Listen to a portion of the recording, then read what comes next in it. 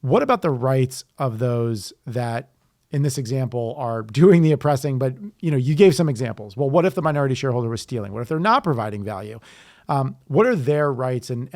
You work on both sides of the legal ball, so to speak. So what happens when they approach you in this situation? Right. And that's an excellent question, because all of these situations, right, there's three sides to every story, right? And so you do want to put yourself in the shoes of the other people, especially if you're trying to achieve some sort of fairness, right? And law is all about fairness.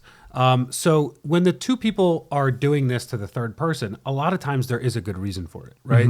A lot of times that third person feels like there isn't a good reason for it, but there is. Number one, and I see this all the time, right? So the business grows, right? It becomes this multi-million-dollar business. And then this third person goes, well, I'm going to stop coming to work, right? I'm just going to go on vacation all the time. Right. And I'm just going to sit on the beach. Just don't forget to send me my pay, right? So you're thinking about underperforming now, right. In that, right? Or just not performing at all, right? You just go, okay, this business can run itself. You don't need me here, right?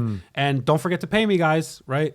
I put in my hours in the beginning, and now I'm good. I should be reaping the rewards. Yeah, right? And now you being in the shoes of the CEO that we talked about and the rainmaker, they're like, well, wait a second, we're doing all of the work, and this third person is doing nothing, but we have to split the profits with them 30-30. Right. And so that's a lot of the times we see that, right? And this person comes in and they just don't want to do anything, right? And so that's another good reason to have a good agreement, because a good agreement will give ways that person can be bought out, right? You want to set some sort of either performance standards or some sort of, minimum working requirements or something along those lines. Again, depending on the type of business that you have.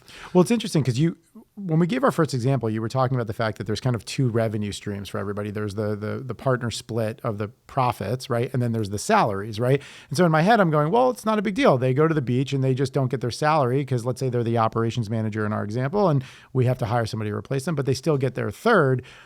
But what you're kind of bringing up, which I think is important, is those two other partners are still growing the company. So that profit share is, while they're sitting on the beach drinking pina coladas, the business is still growing and they're still taking that third, which is also unfair, right? So just for our viewers to understand the sort of fairness of the situation.